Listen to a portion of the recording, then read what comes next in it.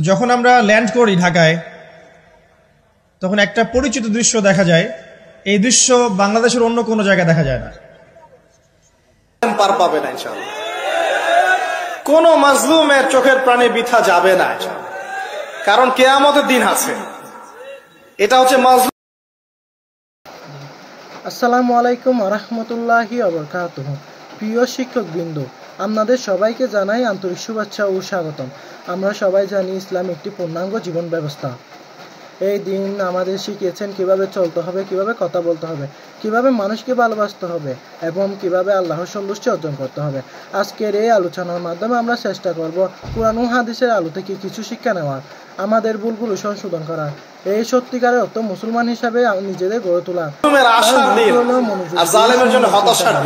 আর যা শিখবেন তা নিজের কিয়ামতের দিন না থাকতো তাহলে সমস্ত খুনি, ব্যভিচারী, ধর্ষণকারী, জালেম, ফাসিক, আল্লাহদ্রোহী সবাই পার পেয়ে যেত না। আল্লাহ পাক পার দিবেন না বলেই কিয়ামতের দিন রেখেছেন। ছোটবেলা আমরাও মনে করতাম যে মানুষের জন্ম নিয়েছে, কি ভুলটা করলাম, হিসেব নিকেশ, জান্নাত জাহান্নাম, কত সমস্যা। যত দিন যাচ্ছে বুঝতে পারছি যে ভাগ্যিস কিয়ামতের দিন বলে একটা দিন আছে, না হলে জালেমের এই জুলুমের কোনো বদলা হতো না, আর মাজলুম তার অধিকার ফিরে পেত না। তো 50,000 বছরের সমান ওই দিন মানুষ অস্থির হয়ে যাবে এই কারণে যে বিচার শুরু হচ্ছে না কেন। একবার আদম আলাইহিস সালামের কাছে দৌড় দিবে, একবার নবী নূহ, একবার মূসা, একবার ঈসা, একবার ইব্রাহিম, সবাইকে রিকোয়েস্ট করবে মানুষ দলে দলে গিয়ে যে আল্লাহকে বলেন অ্যাটলিস্ট বিচারটা যেন শুরু করেন। অপেক্ষা করা কাজটা কষ্টকর না ভাই? কারোর জন্য অপেক্ষা করা কষ্টকর না?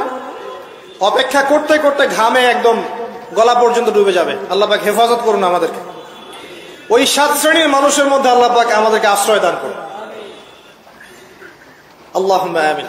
এরপরে যেটা বলছিলাম যে এই 50,000 বছরের সমান দিনে একজন ব্যক্তি আপনার আমার জন্য সুপারিশ করবে, তার নাম কি? এবার হাত উঁচু করেন, কতজন আপনাদের মধ্যে ওই ব্যক্তির সাল্লাল্লাহু আলাইহি ওয়াসাল্লাম তার জীবনী পড়েছেন জীবনে একবার? অনেস্টলি বলবেন, সততার সাথে হাত নামান। এবার চিন্তা করেন, এই যে আমরা স্লোগানগুলো দেই যে আল কোরআনের আলো ঘরে ঘরে জালো, নারায়ে তাকবীর, আল্লাহু আকবার, স্লোগান দেই না অনেক? বাস্তবতা স্লোগানের মধ্যে পার্থক্য নাই? যখন আপনি দেখবেন প্রতিটা যুবক বা প্রত্যেক ব্যক্তি আমাদের সমাজের মধ্যে নবী সাল্লাল্লাহু আলাইহি ওয়াসাল্লামের জীবনী সম্পর্কে ভালো ধারণা রাখে, কুরআনুল কারীম মাশাআল্লাহ তেলাওয়াত করতে জানে, কোরআনের অর্থ বোঝার চেষ্টা করে, মাশাআল্লাহ হকপন্থী আলেম ওলামাদের কাছে যায়, আত্মশুদ্ধি অর্জন করে, হালাল খায়, পারিবারিক আদর্শ সুন্দর করে গড়ে তোলার চেষ্টা করে, ন্যায়ের পথে থাকে, অন্যায় করে না, তখন অটোমেটিকলি কোরআনের আলো ঘরে ঘরে জ্বলবে না? তাহলে মূল কাজটা কি? আইওয়াশ এবং শোডাউন করা, না মূল কাজ করা? মূল কাজটা কি?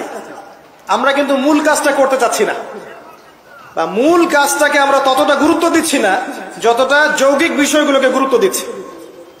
আর এই কারণে দীর্ঘদিন থেকে দেখছি যে উম্মার অবস্থা মোটামুটি অপরিবর্তনীয় আছে, বরং দিন দিন ডে বাই ডে আস্তে আস্তে অধঃপতন হচ্ছে। আপনি হয়তো প্রশ্ন করতে পারেন আমার দিকে আঙ্গুল তাক করে, কে বললো আপনাকে অধঃপতন হচ্ছে? আমরা তো দেখছি উন্নতি, অগ্রগতি আর প্রগতি। আমি বিনয়ের সাথে বলবো আর 10টা থেকে 20টা বছর অপেক্ষা করেন। 5 বছর আগে বিনয়ের সাথে বলেছিলাম যে 10 বছর অপেক্ষা করেন, কাগজের টাকা বলে কিছু থাকবে না। আস্তে আস্তে সোসাইটি ওইদিকে যাবে, এবং এগুলো কোনোটাই অ্যাক্সিডেন্টলি অটোমেটিকলি হচ্ছে না, এর পিছনে একটা মাস্টার মাইন্ড কাজ করছে। পুরো বিশ্বের পিছনে একটা মাস্টার মাইন্ড কাজ করছে। একটা সভ্যতা চাচ্ছে সারা বিশ্বের মানুষ ওর দাস হয়ে থাক, এবং তাদের এক একটা এজেন্ডা আস্তে আস্তে বাস্তবায়িত হচ্ছে। এবং মাশাআল্লাহ আমরাও হালুয়া রুটি এবং সেমাই খাচ্ছি, মাশাআল্লাহ আমরাও খাচ্ছি খোরমা, জিলাপি, হালুয়া রুটি, সেমাই, এগুলো আমরাও খেয়ে যাচ্ছি মাশাআল্লাহ। আল্লাহ পাক আমাদের হৃদয়ের চোখগুলো যেন খুলে দেন, আল্লাহুম্মা আমিন। ক্যাশলেস সোসাইটি চায় তারা, ক্যাশলেস সোসাইটি, মানে সোসাইটির মধ্যে কোনো ক্যাশ থাকবে না, ডিজিট থাকবে, খালি ডিজিট। 1 হালি কলা কিনবেন আপনি 40 ডিজিট পাস করে দিবেন। কলাওয়ালা 40 ডিজিট পেল, ওর দরকার এখন ধরেন মাছ, ও 40 ডিজিটের মাছ কিনবে। মাছওয়ালার দরকার মনে করেন চাল, ও 40 ডিজিটের চাল কিনবে। ডিজিট ঘুরবে, খালি সংখ্যা খালি ঘুরতে থাকবে হাত থেকে হাত। এমন একটা মানি আপনাদেরকে দিবে, এমন একটা মুদ্রা দিবে আপনাদেরকে, যে মুদ্রা ধরতেও পারবেন না, পকেটেও রাখতে পারবেন না। এখন তো ধরতে পারেন, পকেটে রাখতে পারেন, একটা সময় আসবে মুদ্রা ধরতেও পারবেন না, পকেটেও রাখতে পারবেন না। এবং এগুলোর মান তারা নিয়ন্ত্রণ করবে। যখন দেখবে যে আপনার মধ্যে তাওহীদ বেশি আছে, ইসলামের চেতনা বেশি আছে, দ্বীনের ফিকির বেশি, ইসলাম ইসলাম করছেন, আপনার মান কমে যাবে। যদি দেখে আপনার মধ্যে দাসত্ব আছে, ওরা যা বলছে আপনি সামিআনা ওয়া আতা'না বলছেন, ইয়েস স্যার ইয়েস স্যার করছেন, আপনি উন্নতি, অগ্রগতি, প্রগতি পাবেন। হ্যাঁ, যারা এগুলো লঞ্চ করছে তারা আবার তাদের সম্পত্তিগুলোকে গোল্ড এবং সিলভারে কনভার্ট করছে অলরেডি। দেখেন বড় বড় ওদের ব্যাংকগুলোকে দেখেন, সব গোল্ড এবং সিলভারে কনভার্ট করছে। ওই ইসরায়েলের দিকে তাকিয়ে দেখেন, ও তার সমস্ত সম্পত্তিগুলোকে, বেশিরভাগ সম্পত্তিগুলোকেই সাস্টেইনেবল গোল্ডে কনভার্ট করছে। ও আমাদের মতো বোকা নয়। শোনেন কেমন বোকা নয়, বিগত 70 বছরে মুসলিমদের নাকের ডগার উপরে বসে 4টা যুদ্ধে মুসলিমদেরকে পরাজিত করে দিয়েছে ইসরায়েল। বিগত 70 বছরে ওরা প্রথমে ব্রিটেন, তারপরে আমেরিকার হাত ধরে বিশ্বের এমন একটা জায়গায় এসেছে যে এই জায়গা থেকে তারা বিশ্বের পলিটিক্স, ইকোনমিক্স, মিডিয়া, প্রযুক্তি, ফাইন্যান্স সব নিয়ন্ত্রণ করার শক্তি অর্জন করেছে অলরেডি। আপনি ভাবছেন করবে? অনেকে মনে করে এটা ভবিষ্যৎ বক্তা মনে হয়। আমি বলছি যে বর্তমান সম্পর্কে আপনি খবর রাখেন না বলেই বর্তমানকে আপনার ভবিষ্যৎ মনে হচ্ছে। এটা বর্তমান, এটা ভবিষ্যৎ না। ভবিষ্যতে তো সে সারা বিশ্বকে রুল করবে ইনশাআল্লাহ তাআলা। না হলে তো সে মাসিহুদ দাজ্জালের ফলোয়ারই হতে পারবে না। আর দাজ্জাল তো সারা বিশ্বকে শাসন করবে এবং তাকে ফলো করবে জিউসরাই। তবে হ্যাঁ, এটা আমরা জানি কোরআন এবং হাদিস থেকে আলহামদুলিল্লাহ যে ওদের এই দমন, পীড়ন, জুলুম এবং শাসনটা চিরস্থায়ী হবে না ইনশাআল্লাহ। এটাকে সাময়িক সময় জুড়ে থাকবে, এরপরে আল্লাহ পাক পৃথিবী থেকে এটাকে সরিয়ে দিবেন ইনশাআল্লাহ।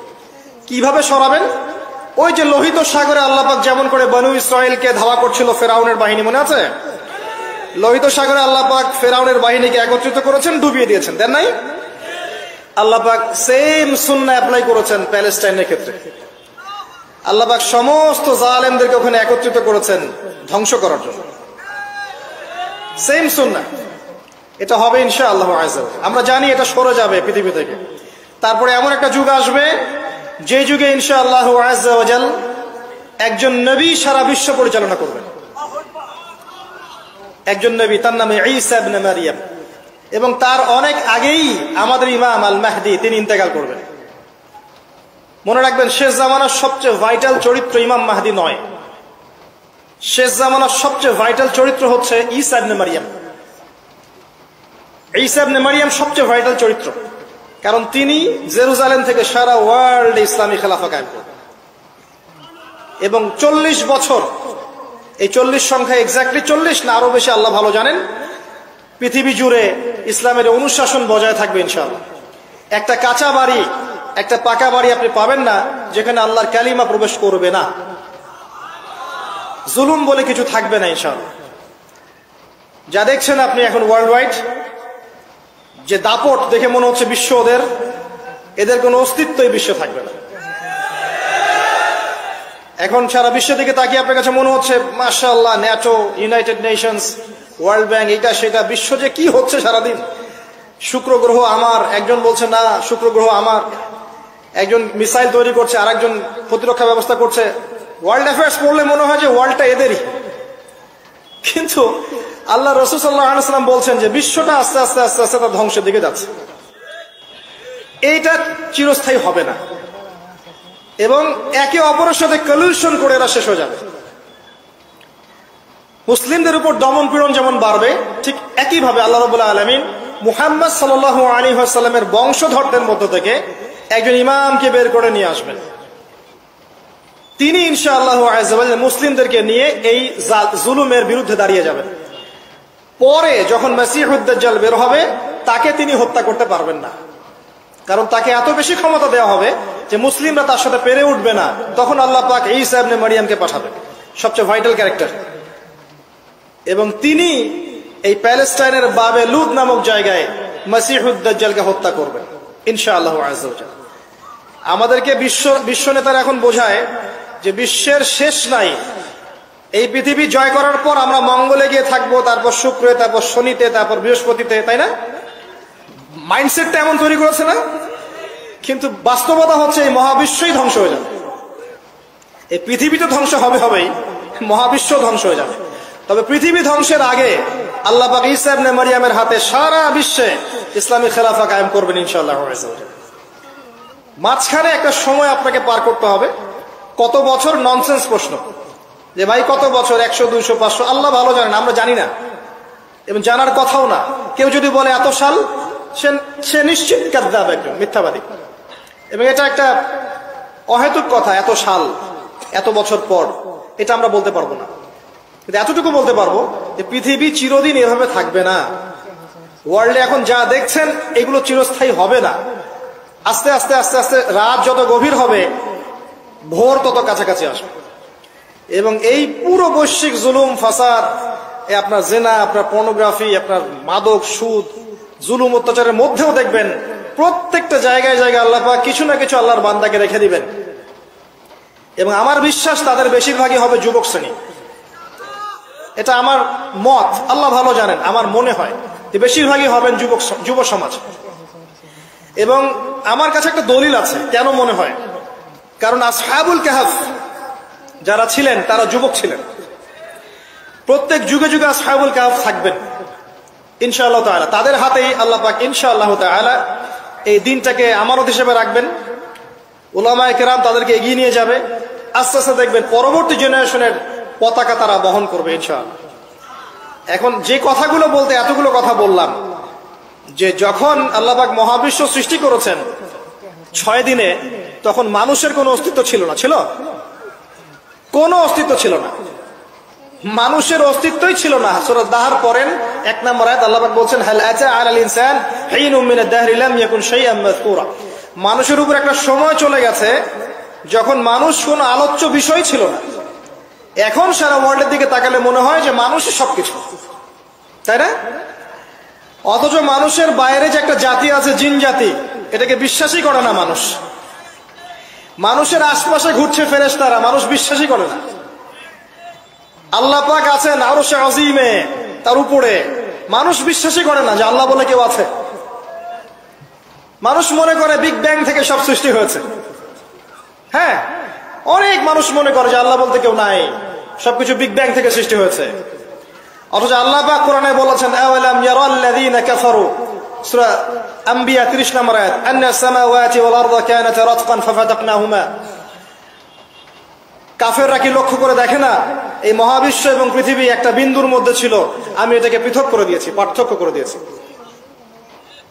ওয়াজআলনা মিনাল মাই কুল্লা শাইইন হাই, প্রত্যেক জীবন্ত প্রাণীকে সৃষ্টি করেছি পানি দ্বারা। আফালা ইউমিনুন, এরপরেও কি তারা বিশ্বাস করবে না? যারা সায়েন্সের ছাত্র, নিউক্লিয়াস সম্পর্কে পড়ে দেখেন, সাইটোপ্লাজম সম্পর্কে পড়ে দেখেন, ওখানে কতটুকু পানি আছে, কত অংশ পানি আছে। আল কোরআন বৈজ্ঞানিক, সম্পূর্ণ বৈজ্ঞানিক, কিন্তু বিজ্ঞান কোরআনিক হতেই হবে জরুরি না। বিজ্ঞানের কোনটা সত্য কোনটা মিথ্যা এটা কোরআন দিয়ে মানদণ্ড হিসেবে যাচাই করা যাবে। কোরআনের কোনটা সত্য কোনটা মিথ্যা এটা বিজ্ঞান দিয়ে যাচাই করা যাবে না। আল্লাহ পাক সৃষ্টি করেছেন, এরপরে মানুষকে সৃষ্টি করে একা ছেড়ে দেননি। আল্লাহ পাক প্রথমে নাম শিখিয়েছেন, সমস্ত জ্ঞান শিখিয়েছেন কাকে? আদম আলাইহিস সালামকে। ওয়াল্লামা আদম আল আসমা কুল্লাহা, মহাবিশ্বের সমস্ত নাম আমি আদমকে শিখিয়েছি। সুবহানাল্লাহ। আমাদের পিতা আদম আলাইহিস সালামের ডিএনএ এর মধ্যে জ্ঞান ছিল, সমস্ত জ্ঞান ছিল যা আল্লাহ পাক শিখিয়েছেন। বাই ডিএনএ আমাদের মধ্যে জ্ঞানগুলো এসেছে, এমনি এমনি আসেনি। মানুষ একটা বুদ্ধিবৃত্তিক প্রাণী না? অটোমেটিকলি কি মানুষ জ্ঞান শিখে ফেলেছে? আল্লাহ এই জ্ঞান আদম আলাইহিস সালামকে শিখিয়েছেন। তার বংশধরদের মধ্যে জ্ঞান ছড়িয়ে পড়েছে। এরপর আল্লাহ পাক জান্নাতে রেখেছেন, শর্ত দিয়েছেন কি, ওয়ালা তাকরাবু ওয়ালা তাকরাবা হাযিহিশ শাজারা, তোমরা দুজন এই গাছের কাছে যাবে না। পরীক্ষা, গাছটার নাম কি? এটা হচ্ছে ওই প্রশ্নের মতো ঈসা আলাইহিস সালাম কবে আসবেন। গাছটার নাম কি? এটা ওই প্রশ্নের মতো যে দাজ্জালের আসল নাম কি হবে, ইমাম মাহদী কত সালে আসবেন। এগুলো ওই প্রশ্নের মতো যে ওই গাছটার নাম কি ছিল। প্রয়োজন নাই গাছের নামের আমার। গাছটা ছিল একটা টেস্ট, পরীক্ষা। গাছের কাছেও যেও না। চলে গেলেন, কার প্ররোচনা চলে গেলেন? ইবলিস। তার নাম কি? ইবলিস। আচ্ছা, ইবলিস আমল করতো না? ইবলিস ফেরেশতাদের সর্দার ছিল না? কি কারণে আল্লাহ পাক তাকে বহিষ্কার করলেন? অহংকার, রাইট। আবা ওয়াস্তাকবার, সিজদা করি নাই। খলাকতানি মিন নার ওয়া খলাকতাহু মিন তিন, আমাকে সৃষ্টি করেছেন কি দিয়ে? আগুন। তাকে সৃষ্টি করেছেন মাটি। এটাকে বলে আত্ম অহংকার, ইগো। মনে রাখবেন, আপনার যত বড় সার্টিফিকেট থাকুক, কেমব্রিজ থেকে, অক্সফোর্ড থেকে, হার্ভার্ড থেকে বা দারুল উলুম থেকেই, যদি আপনার কাছে অনেক বড় বড় সার্টিফিকেট থাকে কিন্তু মনের মধ্যে অহংকার থাকে, আপনার মনের মধ্যে নূর আসবে না। যদি আসতো তাহলে ইবলিসের মনে আসতো। তার জ্ঞানের কোনো কমতি ছিল না। ওয়াস্তাকবার, সে অহংকার করেছে। আর অহংকার কাকে বলে?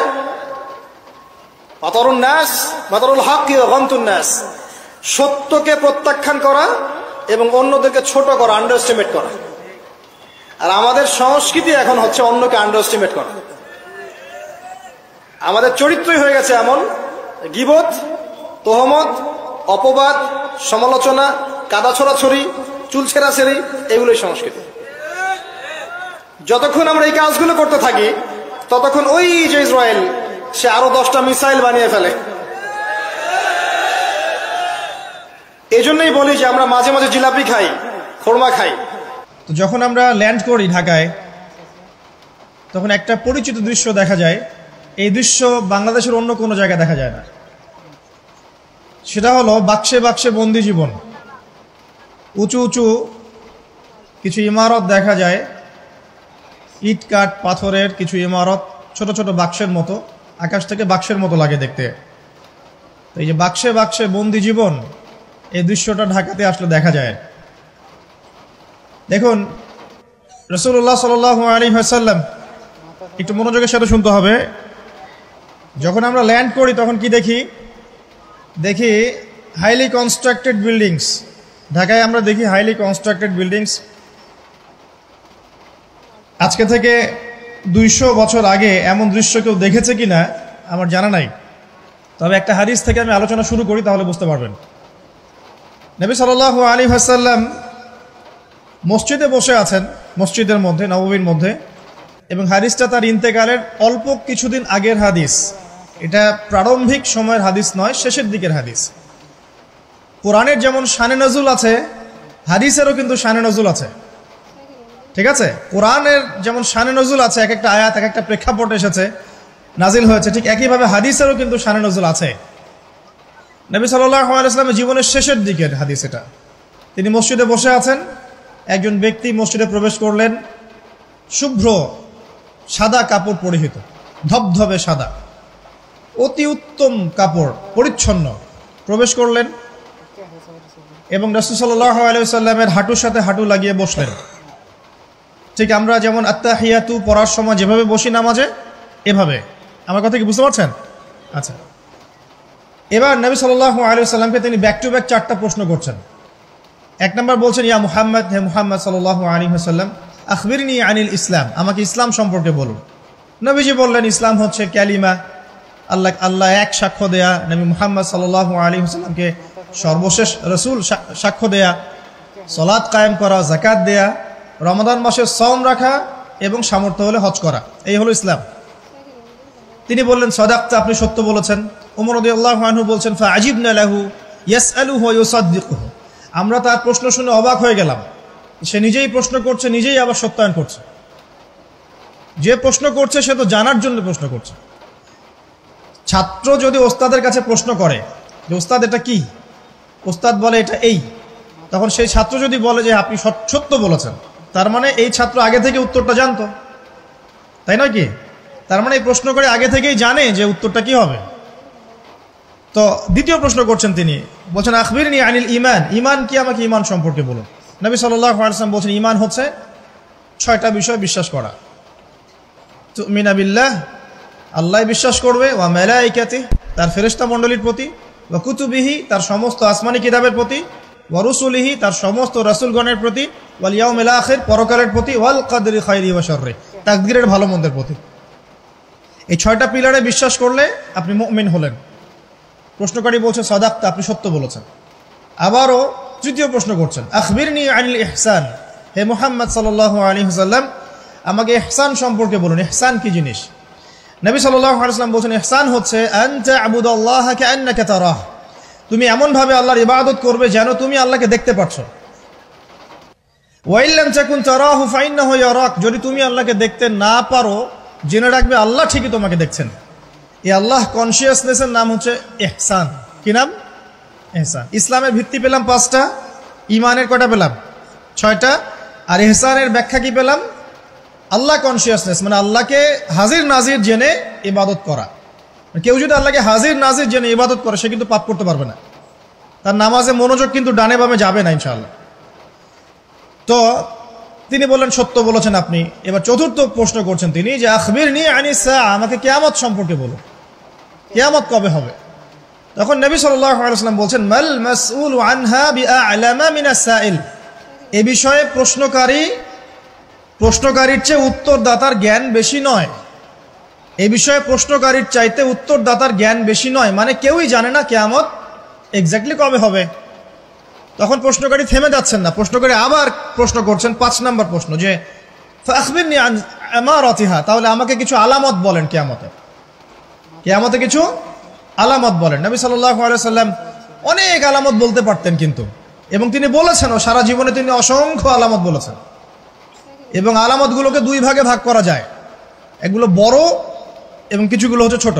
যদিও বা সবগুলোই আলামত, তবে এটা হচ্ছে ফিকহের বিষয়, উসুলের বিষয়ের মধ্যে আমরা নিয়ে আসতে পারি যে বড় ছোট ভাগ করা যাচ্ছে, আলেম ওলামারা ভাগ করছেন।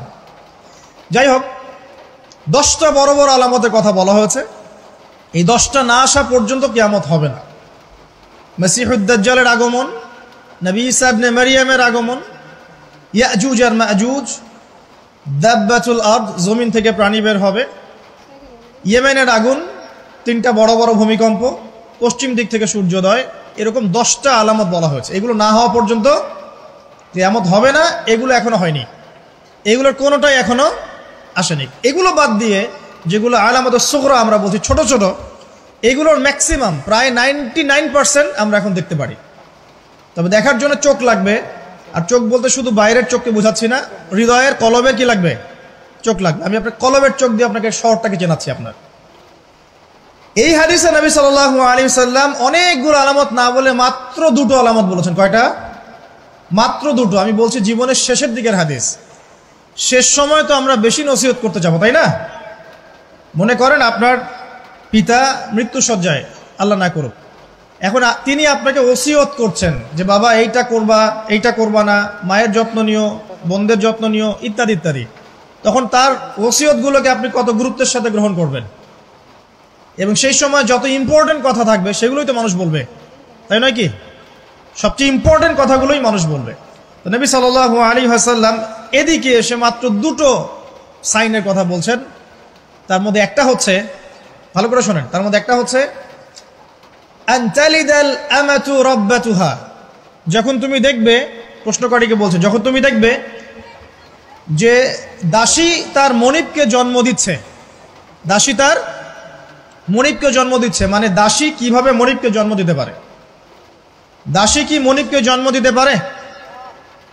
উত্তর, এখানে 3টা ব্যাখ্যা হতে পারে। কয়টা ব্যাখ্যা? 3টা।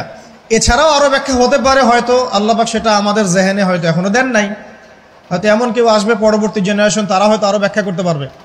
তবে 3টা ব্যাখ্যা এখন পাওয়া যায়। 1 নাম্বার, দাসী তার মনিবকে জন্ম দিবে অর্থ হচ্ছে পিতা মাতার সাথে দাস দাসীর মতো আচরণ করা হবে। এবং এটাও কিন্তু কিয়ামতের আগের একটা বড় নিদর্শন যে পিতা মাতার সাথে দাস দাসীর মতো আচরণ করা হবে, এবং যেটা এখন হচ্ছে।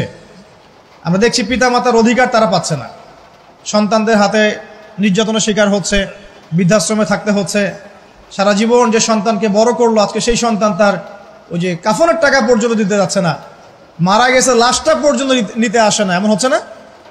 এবং বস্তুবাদী শহরগুলোতে তো এটা বেশি, আর আমাদের শহরটা বস্তুবাদী না। তো আমাদের শহরে মানুষ বস্তুবাদী না? মানুষ বস্তুবাদী, কেউ অন্যের দিকে তাকানোর সময় নাই। এটা বোঝার জন্য আপনাকে ফ্লাইওভারে উঠতে হবে।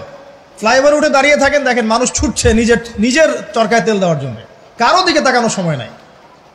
এই সকাল থেকে শুরু হয়, রাত একদম 3টা-4টা পর্যন্ত এটা চলছে, সারাদিন 24/7। উদ্দেশ্য কি? দুনিয়া। অল্প কিছু মানুষের বাইরে আছে যাদের উদ্দেশ্য আখেরাত, বেশিরভাগের উদ্দেশ্য কি? দুনিয়া। বাড়ি, গাড়ি, টাকা, জমি জমা, স্ট্যাটাস, দ্যাটস অল। মানে মানুষের এই কনসেপ্টটাকে বলা হয় মেটেরিয়ালিজম। কি বলে? মেটেরিয়ালিজম মানে বস্তুবাদিতা। কি বলে? কথা বলেন। বস্তুবাদিতা। এই বস্তুবাদী সভ্যতা কারা ছিল? ওই যে পশ্চিমারা, ইউরোপিয়ান সিভিলাইজেশন, এরা সবাইকে বস্তুবাদিতা শিখিয়েছে। মুমিনের চিন্তা থাকে পরকাল কেন্দ্রিক, যে কাজে পরকালের স্বার্থ আছে আমি সেই কাজ করব, যেই কাজে পরকালের স্বার্থ নয় আমি করব না, এটা মুমিনের চিন্তা। আর কাফের মুশরিক বেদিন ফাসেক মুনাফিকদের চিন্তা হচ্ছে যেখানে দুনিয়ার স্বার্থ ওখানে থাকবো, দুনিয়ার স্বার্থ নাই থাকবো না। এই যে দুনিয়ার স্বার্থে মানুষের সারাটা জীবন ক্ষয় করে দেয়া, এর নাম বস্তুবাদিতা, মেটেরিয়ালিজম বলে এটাকে। যাই হোক, আমাদের শহরের বেশিরভাগ মানুষ কি বস্তুবাদী না? এখন সবাই দেখবেন, আমি বুঝাচ্ছি, আমি যতটা পারছি সহজ করার চেষ্টা করছি। ম্যাক্সিমাম আমাদের শহরের মানুষ এখন বস্তুবাদী। সবার চিন্তা একটাই, দুনিয়া, দুনিয়া আর দুনিয়া।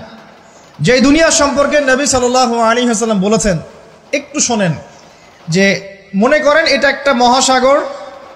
নবী সাল্লাল্লাহু আলাইহি ওয়াসাল্লাম বলছেন এখানে একটা আঙ্গুল ঢুকিয়ে দাও, দিয়ে বের করো। এই আঙ্গুলে যতটুকু পানি আছে এটা দুনিয়া, আর এই পুরো মহাসাগরে যত পানি আছে এটা পরকাল।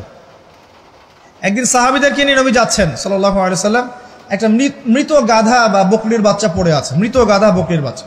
সাহাবীদেরকে বলছেন, হে আমার সাহাবীরা, তোমরা কি এই বকরির বাচ্চাটাকে 1 দিরহামের বিনিময়ে কিনতে চাও? কিসের বিনিময়ে? 1 দিরহাম।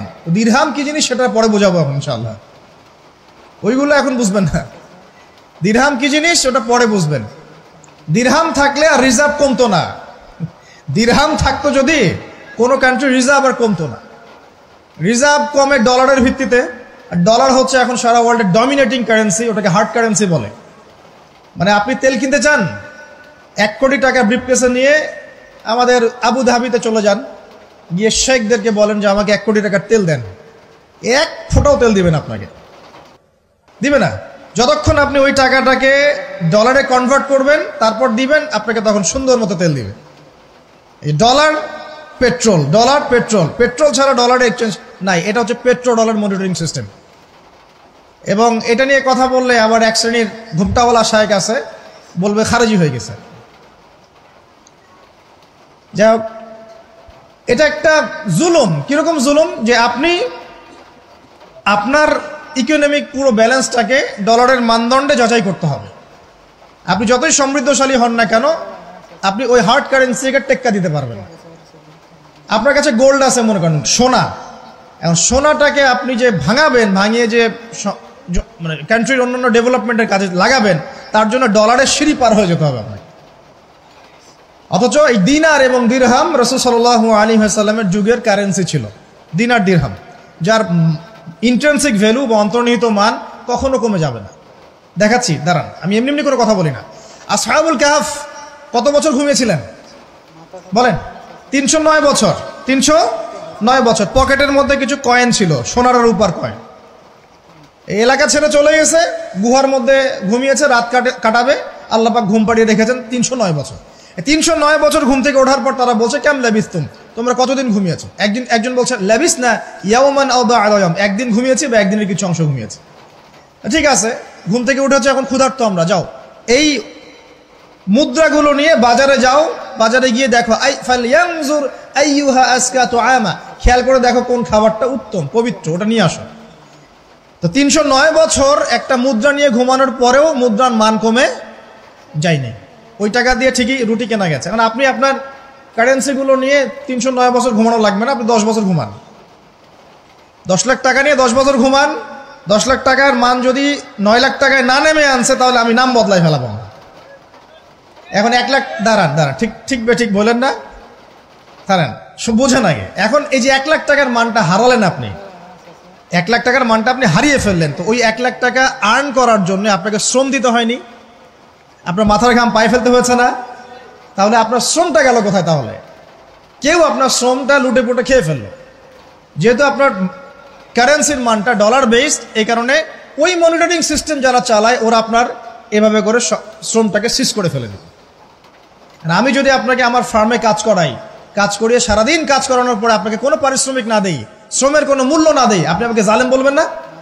বলবেন কি না? ঠিক এই কারণে আমরা বলছি এই মনিটরিং সিস্টেমটাই জুলুম। আর নবীজি বলছে দিনারের কথা বলছেন, দিরহামের কথা বলছেন। এটা যদি আপনার পকেটে থাকতো 309 বছর কেন 1000 বছর পর উঠলে ওটার মান সেটাই থাকবে, কমতো না। এই হলো ইসলামিক কারেন্সি। এটা নিয়ে কথা বললে আবার এক শ্রেণীর ঘুমটাওয়ালা শায়েখ আছে, কিছু সত্য কথা ওরা হজম করতে পারে না। তখন দেখা যায় যে একটা ফতোয়া দিবে, এ খারেজি হয়ে গেছে, ফাইজলামি পাইছে। আর কে খারেজি একটু বলে নেই, খারেজি আকীদাটা কি আসলে? খারেজি আকীদা হচ্ছে কোনো ব্যক্তি যদি অন্য কোনো মুসলমানকে যদি কবিরা গুনাহ করার কারণে কাফের মনে করে। কথা বোঝেন? আপনি সুদ খেয়েছেন বা ঘুষ খেয়েছেন বা জেনা করেছেন, এগুলো কবিরা গুনাহ। এখন আমি যদি বলি যে সুদ ঘুষ জেনা করার কারণে আপনি কাফের হয়ে গেছেন, আপনাকে হত্যা করা জায়েজ, তাহলে আমি খারেজি। বুঝতে পারছেন কথা? কিন্তু আমি কি কখনো এরকম করে কথা বলেছি? এই যে মনিটরিং সিস্টেম নিয়ে কথা বললাম, এর সাথে কবিরা গুনার কি সম্পর্ক আর খাওয়ারিজমের কি সম্পর্ক? আবার কোনো কোনো ক্ষেত্রে দেখা যায় যে পলিটিক্যাল সমালোচনা করলে খারাজি টাইটেল দিয়ে দিবে। ওই যে বললাম আমাদের শেখদের কাছে যান, মিডল ইস্টের, গিয়ে আপনি দেন, টাকা দেন, তেল দিবে না, ডলার না দিলে বলবো এই যে এন্টি মিডল ইস্ট কথা বলেছে, অতএব সে খারিজ হয়ে গেছে। আমি আপনাকে একটা এক্সাম্পল দিই, শোনেন, বোঝেন কথাগুলো বোঝেন। ইয়াজিদের নাম শুনেছেন? ইয়াজিদ ভালো শাসক ছিল না খারাপ শাসক ছিল?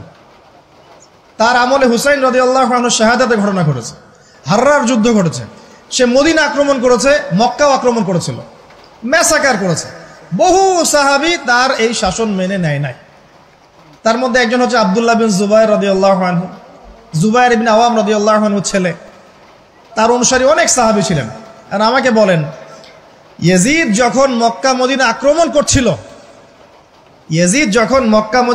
করছিল বা তার সেনাবাহিনীরা যখন ইমাম হুসাইনকে কারবালার প্রান্তরে শাহাদত দিচ্ছে বা আক্রমণ করছে তার সপরিবারে, এখন যে সাহাবীরা তার আসসালামু আলাইকুম ওয়া রাহমাতুল্লাহি ওয়া বারাকাতুহু।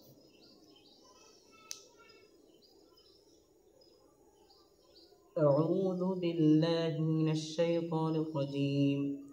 বিসমিল্লাহির রহমানির রহিম। আলহামদুলিল্লাহি রাব্বিল আলামিন। الرحمن الرحيم مالك يوم الدين إياك نعبد وإياك نستعين اهدنا الصراط المستقيم صراط الذين أنعمت عليهم غير المغضوب عليهم ولا الضالين. بسم الله الرحمن الرحيم. ألف لام ميم ذلك الكتاب لا ريب فيه هدى للمتقين الذين يؤمنون بالغيب ويقيمون الصلاة ومما رزقناهم ينفقون والذين يؤمنون بما أنزل إليك وما أنزل من قبلك وبالآخرة هم يوقنون أولئك على هدى من ربهم وأولئك هم المفلحون.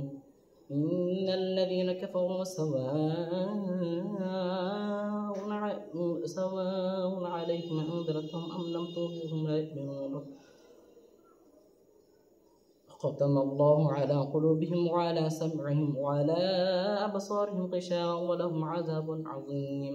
ومن الناس من يقول آمنا بالله وباليوم الآخر وما هم بمؤمنين يخادعون الله والذين آمنوا وما يخدعون إلا أنفسهم وما يشعرون في قلوبهم مرض فزادهم الله مرضا ولهم عذاب أليم بما كانوا يكذبون. وإذا قيل لهم لا تفسدوا في الأرض قالوا إنما نحن مصلحون ألا إنهم هم المفسدون ولكن لا يشعرون. وإذا قيل لهم آمنوا كما آمن الناس قالوا ونؤمن كما آمن السفهاء ألا إنهم هم السفهاء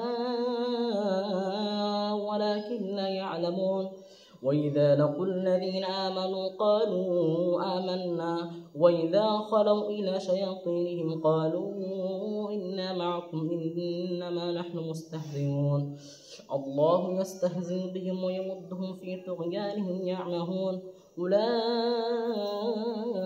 الذين اشتروا الضلالة بالهدى فما ربحت تجارتهم وما كانوا مهتدين مثلهم كمثل الذي استوقد نارا فلما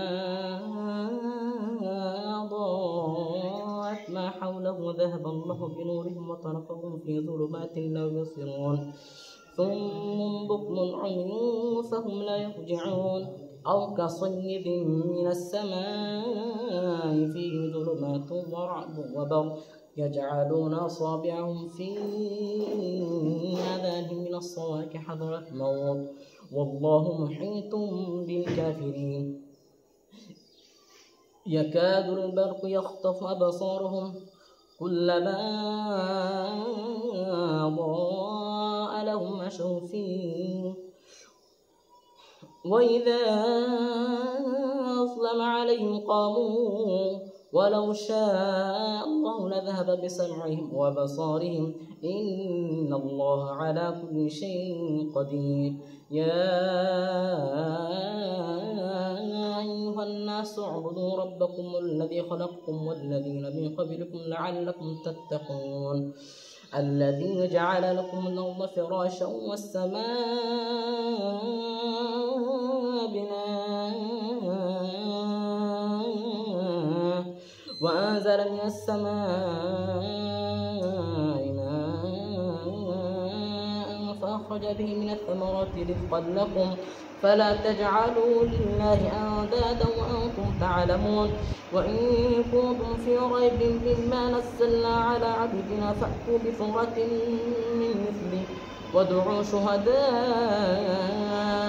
من دون الله إن كنتم صادقين فإن لم تفعلوا ولن تفعلوا فاتقوا النار التي وقودها الناس والحجارة أعدت للكافرين وبشر الذين آمنوا وعملوا الصالحات أن لهم جنات تجري من تحتها الأنهار كلما رزقوا منها من ثمرة رزقا قالوا هذا الذي رزقنا من قبل وأتوا به متشابها ولهم فيها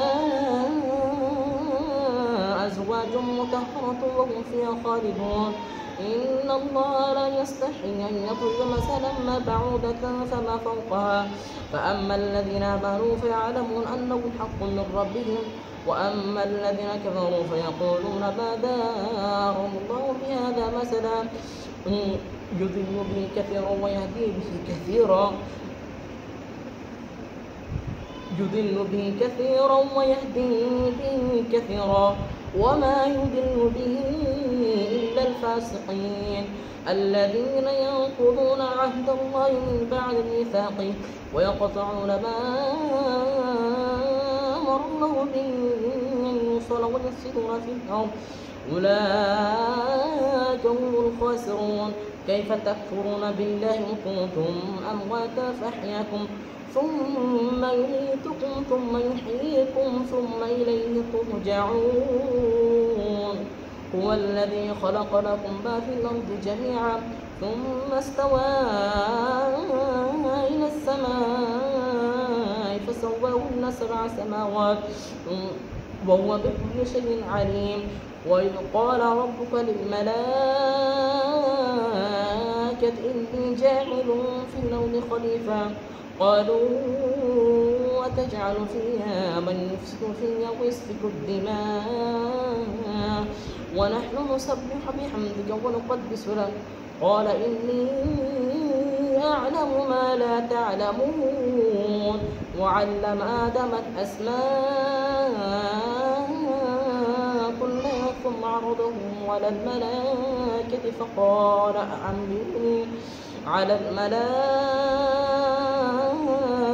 فقال أنبئوني بأسماء هؤلاء إن كنتم صادقين. قالوا سبحانك لا علم لنا إلا ما علمتنا إنك أنت العليم الحكيم. قال يا آدم أنبئهم بأسمائهم